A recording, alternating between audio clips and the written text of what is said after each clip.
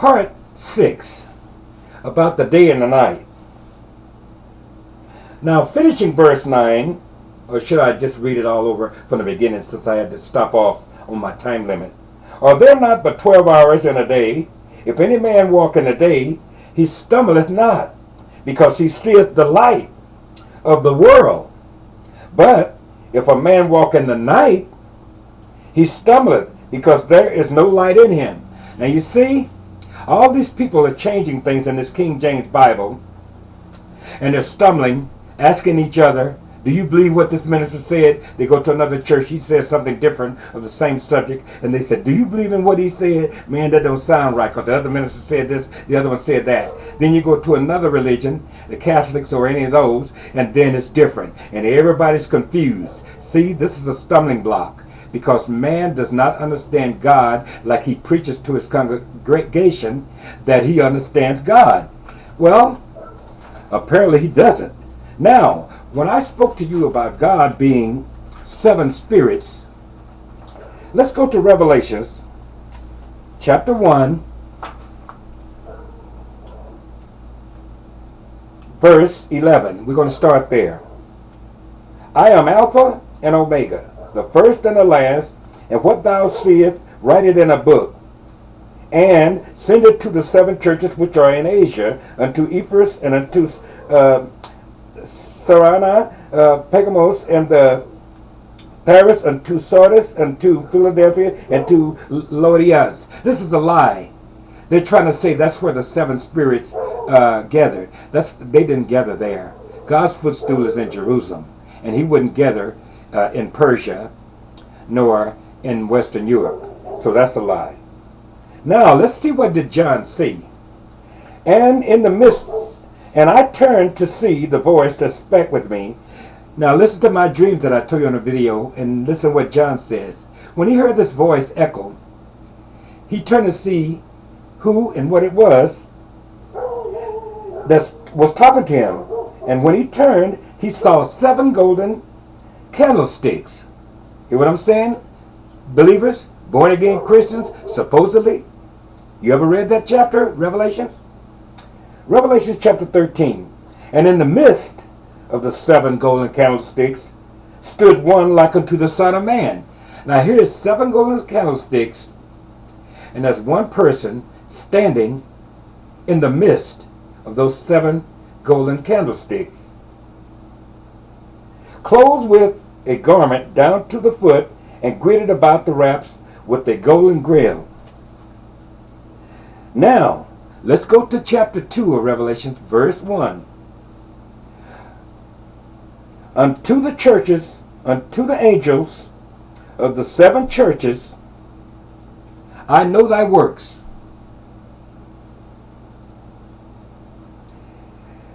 Saith the person of the heavens, he that holdeth the 7 stars in his right hand, who walked in the midst of the 7 golden candlesticks.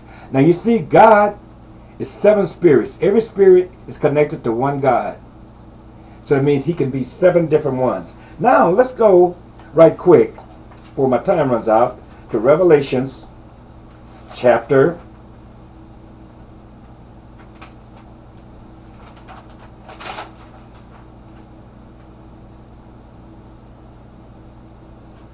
4, starting at verse 4. And round about the throne were 24 seats, and upon the seats I saw 24 elders sitting, clothed in white raiment, and they had on their heads crowns of gold. And out of the throne proceeded lightnings, thunderings, this is plural now, and voices. And there were 7 lamps of fire burning before the throne, which are the 7 spirits of God. And again, verse 8, and the 4 beasts had each of them 6 wings about them, and they were full of eyes within, and they rest not day and night, saying, Holy, holy, holy, Lord Adonai Almighty, which was and is to come.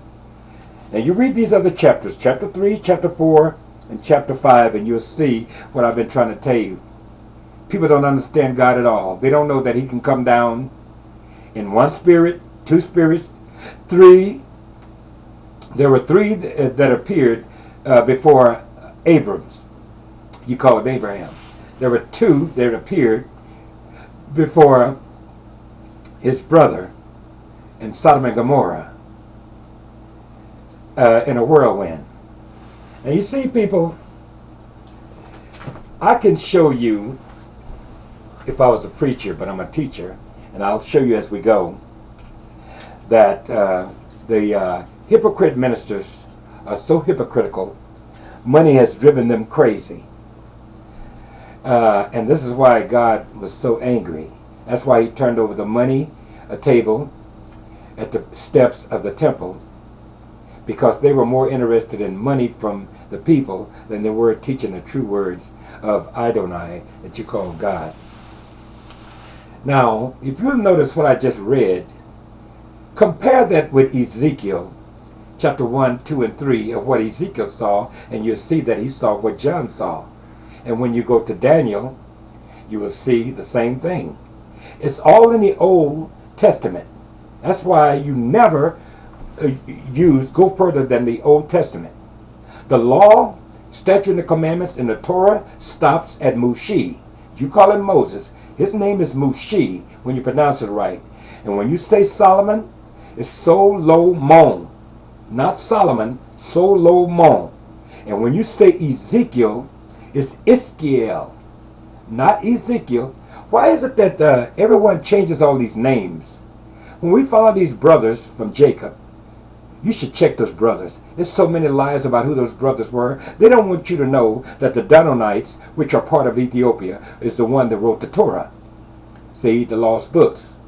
See, because, you know, they're black people in Ethiopia, so they don't want you to know that the Danonites that came out of Ethiopia, which is sin, when the Israelis went and got them and brought them back to Israel in the last days, which are now, to prove this racism in the Bible and everything else. But if you'll notice in the King James Bible and all the other Christian Bibles, all these names are being changed. For what reason? See, and then they say there's two lost tribes. Okay, but the two oldest brothers, Levi and Dan, or is it Dan and Reuben, is taken out and supposed to be the lost tribes of Israel. This is done for a reason, to confuse and scatter and lie to the people, because they never had dreams, so they got to use their own imagination, right? So this is what's been going on. All these today's ministers and rabbis, whatever you want to call them, they're using their own imagination if they're not sticking to the Torah, which is the very word of God by his hand. And this is what I try to explain to people, that the world is being misled. This is why the word of God spoke, many shall be called, but very few is going to be chosen. You know why? Because they're listening to the Christians. They don't believe in the Torah. They try to compare with the Torah. You can't compare what's already there if you're changing things to fit your own imagination. Isn't that true? Well, it goes to show you for everything else. Scientists, like in Job 33 that I read, they don't believe in God, and they're trying to seek their own way. And that's why God had to put it to you in a dream, in a vision. Because these people are idiots, and they scorn God. They loathe God. And this is why you got the science skeptics. That's why you got all these hypocrites telling you they know more than God knows. Do you know what's behind the ice? Hey, a cold wind. The heavens are from God's breath, which is frozen in space. This is going to be at the War of Armageddon. Ice, fire, mix. Ice and fire is going to come together at the same time in the War of Armageddon and destroy most of the world, and these beings that claim they know more than God. It says, fire and brimstone fell, and a cold wind came, and ice fell the size of a shekel. Now, you mean to tell me we're going to have fire and cold at the same time? How can fire and cold mix? Because you don't understand Adonai. When he breathes, that's frost. frost freezes and fire at the same time, which is the word of God, that lightning and thunder is going to burn your ass for being stupid. Ciao. Stop for now. This ends verse 6, chapter 6, briefly. Shalom, ma shalom ha bivakasha, Shemai Adonai, El Elohim, Israel, the Holy One. I'm the teacher.